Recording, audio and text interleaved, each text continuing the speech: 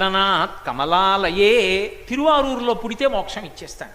తిరువారూరులోనే పుట్టారు త్యాగరాజస్వామి, శ్యామశాస్త్రి గారు, ముత్తుస్వామి దీక్షితారు వారు ముగ్గురు తిరువారూరే. దానికి కమలాలయం అని పేరు. ఆ ఊళ్ళో పుడితే మోక్షం ఇస్తా. అయ్యా నా చేతిలో ఉందా పుట్టడం, మా అమ్మ ఎక్కడ ఉంటుందో ఆ సమయానికి. లోపల ఉన్న నేను ఎలా చెప్తా, అమ్మ తిరువారూరు వెళ్ళి ఉండమ్మా అని నేను చెప్తానా? ఎలా కుదురుతుంది? ఇంకొక మాట చెప్పండి.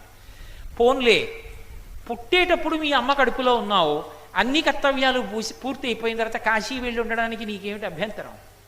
అందుకని దర్శనాదభ్రసరసీ జననాత్ కమలాలయే కాశ్యాంతు మరణాన్ముక్తి. కాశీలో చచ్చిపోతే మోక్షం ఇచ్చేస్తా.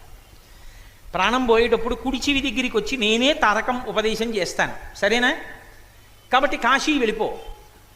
అయ్యా కాశీ వెళ్ళిపోవడానికి కొడుకు హైదరాబాద్లో ఉన్నాడు, కూతురు హైదరాబాద్లో ఉంది, మనవాళ్ళు ఉన్నారు, కాశీ వెళ్ళిపోయి ఉండిపోమ్మంటే ఎక్కడ వెళ్ళిపోతానండి? ఉండిపోగలనా? అలా కుదురుతుందా?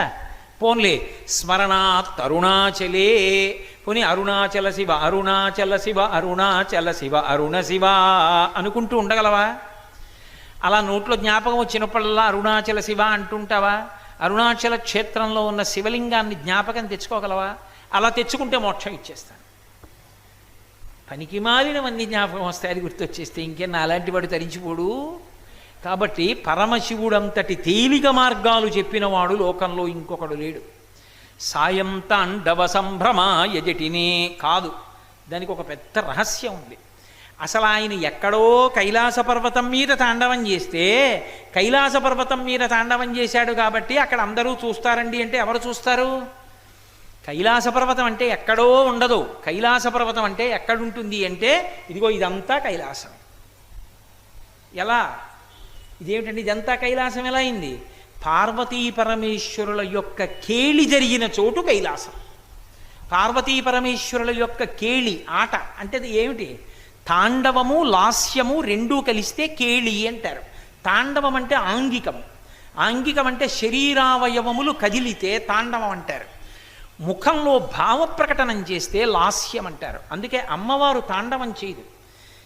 ఎందుకనంటే అమ్మవారు కూడా పరమశివుడితో అన్ని విధాలా సమానురాలు.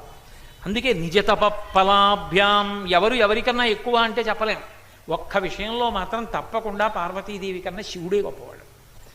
ఎక్కడ అంటే ఒకప్పుడు పరమశివుడు ఎలా తాండవం చేస్తే అమ్మవారు అలా తాండవం చేసి నువ్వా నేనా తెలియలేదు, ఎవరు గొప్ప చెప్పలేకపోయారు. ఇప్పుడు చిదంబరం వెడదాన్ని రమ్మన్నాడు. అందుకే ఇప్పటికే నటరాజ సభ, చిత్ సభ అంటారు దాన్ని. ఆ నటరాజ సభ చూడాలి. నటరాజస్వామి దేవాలయం ఉండి అక్కడే శరభేశ్వరుడు ఉంటాడు, మీకు లోకంలో ఎక్కడా కనబడడం. అద్భుతమైనటువంటి మూర్తి.